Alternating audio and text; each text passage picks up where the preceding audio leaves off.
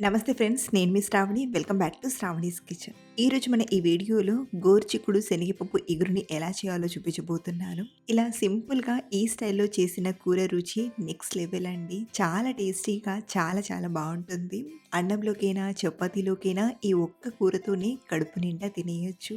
అలాగే కొంతమందికి గోరుచిక్కుడు అంటే అస్సలు నచ్చదు. అలాంటి వారికి కూడా ఇలా చేసి పెడితే చాలా బాగా ఇష్టపడతారు. మరి ఎంతో టేస్టీగా సింపుల్గా చేసుకుని ఈ గోరుచిక్కుడు శనగపప్పు ఇగురుని ఎలా చేయాలో ఇప్పుడు చూద్దాం రండి. ఇక్కడ నేను ఈ కర్రీ చేయడానికి 1/2 కిలో గోరుచిక్కుడుకాయలని తీసుకొని బాగా కడిగి ఇలా చిన్నగా కట్ చేసి తీసుకున్నాను. అలాగే ఇందులోకి శనగపప్పుని వేయడానికి ఒక అరకప్పు శనగపప్పుని తీసుకొని బాగా కడిగి ఒక అరగంట సేపు నానబెట్టాను. మెజరింగ్ కప్తో అరకప్పు తీసుకున్నానండి. అదే వెయిట్ వైజ్ చెప్పాలంటే 100 గ్రామ్స్ వరకు పప్పును తీసుకున్నాను. ఇప్పుడు మరో పక్కన పల్లీలను వేపి తీసుకుందాం. ఒక 2 టేబుల్ స్పూన్ల పల్లీలను తీసుకొని మంటను మీడియం ఫ్లేమ్లో పెట్టి ఇలా కలుపుతూ బాగా ఫ్రై చేయండి. ఒక 3-4 నిమిషాలు ఇలా ఫ్రై చేసామంటే పల్లీలు చక్కగా ఫ్రై అవుతాయి. ఇందులోకి ఒక టేబుల్ స్పూన్ ఎండు కొబ్బరి పొడిని తీసుకోండి. ఇక్కడ నేను పొడిని తీసుకుంటున్నాను కాబట్టి మాడిపోకుండా ఉండడానికి మంటను లో ఫ్లేమ్లో పెట్టాను. అదే మీరు ఎండు కొబ్బరి ముక్కల్ని తీసుకున్నట్లయితే మంటను మీడియం ఫ్లేమ్లో పెట్టి ఫ్రై చేసి తీసుకుంటే సరిపోతుంది. ఇప్పుడు వీటిని ఒక గిన్నెలోకి తీసుకొని పక్కనుంచండి. ఇప్పుడు ఇదే ప్యాన్లోకి మనం కట్ చేసి పెట్టిన గోరుచిక్కుడుకాయ ముక్కల్ని, అలాగే అరగంట సేపు నానబెట్టిన శనగపప్పుని కూడా తీసుకోండి. ఇప్పుడు ఇవి ఉడకడానికి సరిపడా 1 కప్పు వరకు నీళ్ళను తీసుకొని బాగా ఉడికించండి. ఇక్కడ నేను పోషకాలు ఏమీ బయటికి పోకుండా ఇవి ఉడకడానికి మాత్రమే నీళ్ళను తీసుకున్నాను.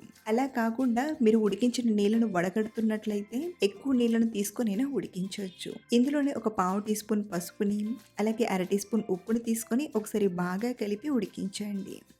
ఇలా మూత పెట్టి ఉడికించామంటే చక్కగా త్వరగా ఉడుకుతుంది. అలాగే ఇలా ఉడికిస్తున్నప్పుడు మధ్య మధ్యలో కలుపుతూ ఉడికించండి. ఒక పక్కన వీటిని ఉడికిస్తూనే మరో పక్కన మనం మిక్సీ పట్టి తీసుకుందాం. అలాగే ఇందులోనే ఒక 1/2 టీ స్పూన్ జీలకర్రను, లైట్గా స్పైసెస్ని తీసుకోండి. చిన్న దాల్చిన చెక్క ముక్క, 2 యాలక్కులు, 3-4 లవంగాలను తీసుకోండి. మీరు కావాలంటే ఈ స్పైసెస్కి బదులుగా ఒక 1/2 టీ స్పూన్ గరం మసాలా పొడినైనా వాడుకోవచ్చు. మధ్య మధ్యలో ఆగుతూ ఇలా మెత్తగా గ్రైండ్ చేసి ఈ పల్లి పొడిని రెడీగా పక్కనుంచండి. మరో పక్కన గోరుచిక్కుడుకాయ ఉడికిందో లేదో చూద్దాం. ఇక్కడ 4-5 నిమిషాల పాటు ఉడికించాను. చూడండి, నీళ్ళని కూడా తగ్గిపోయాయి కదా. ఇలా శనగపప్పును తీసుకుని చూస్తే చూడండి, లైట్గా పలుకు తెలుస్తూ ఉడికింది కదా. ఇలా మనకు ఒక 80% ఉడికితే సరిపోతుంది. ఇప్పుడు ఈ ప్యాన్ని రెడీగా పక్కనుంచి కర్రీ వండడానికి కడాయిని కానీ లేదా ఇంకో ప్యాన్ని కానీ తీసుకోండి. ఇప్పుడు ఇందులోకి ఒక 2-3 టేబుల్ స్పూన్ల నూనెను తీసుకొని నూనె వేడయ్యాక సన్నగా తరిగిన ఉల్లిపాయలు తీసుకొని బాగా ఫ్రై చేయండి.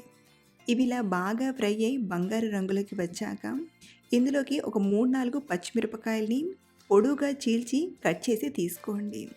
అలాగే కొన్ని కరివేపాకుల్ని, 1 టీ స్పూన్ ఫ్రెష్గా దంచిన అల్లం వెల్లుల్లి పేస్ట్ని తీసుకొని ఫ్రై చేయండి. అలాగే ఇలా ఫ్రై చేస్తున్నప్పుడే పోపులోకి కొంచెం ఉప్పుని తీసుకొని ఫ్రై చేయండి. మనం ఆల్రెడీ గోరుచిక్కుడుకాయ ఉడకబెట్టేటప్పుడు ఉప్పుని తీసుకున్నాం కాబట్టి రుచికి సరిపడా తీసుకోండి.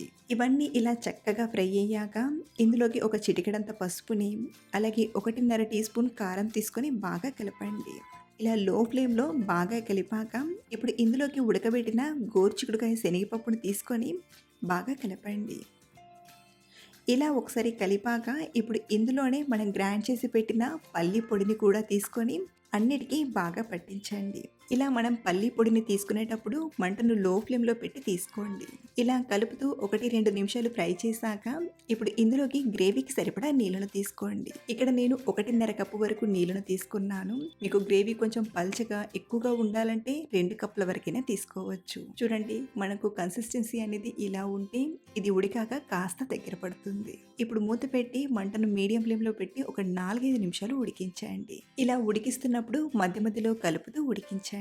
4-5 నిమిషాల తర్వాత మూత తీసి చూస్తే చూడండి, మనకు కర్రీ అనేది ఆల్మోస్ట్ రెడీ అయిపోయింది. ఈ టైంలో మీకు కన్సిస్టెన్సీ అనేది ఏమైనా పల్చగా అనిపిస్తే మూత పెట్టకుండా 1-2 నిమిషాలు ఉడికించారంటే సరిపోతుంది. చివరిగా ఇందులోకి 1 టీ స్పూన్ ధనియాల పొడిని, అలాగే కొంచెం కొత్తిమీర ఆకుని తీసుకొని ఒకసారి కలిపి స్టవ్ ఆఫ్ చేసేయడమే. ఈ కర్రీలో మధ్య మధ్యలో శనగపప్పు తలుగుతూ చాలా మంచి టేస్ట్గా అనిపిస్తుంది. గోరుచిక్కుడు అంటే ఇష్టం లేని వారికి కూడా ఇలా చేసి పెడితే చాలా బాగా ఇష్టపడతారు. మీరు కూడా ఒకసారి ఈ విధంగా ట్రై చేసి చూడండి, తప్పకుండా నచ్చుతుంది. అలాగే ట్రై చేశాక మీకు ఎలా కుదిరిందో మళ్ళీ కింద కామెంట్లో షేర్ చేయడం మర్చిపోకండి. Thanks for watching.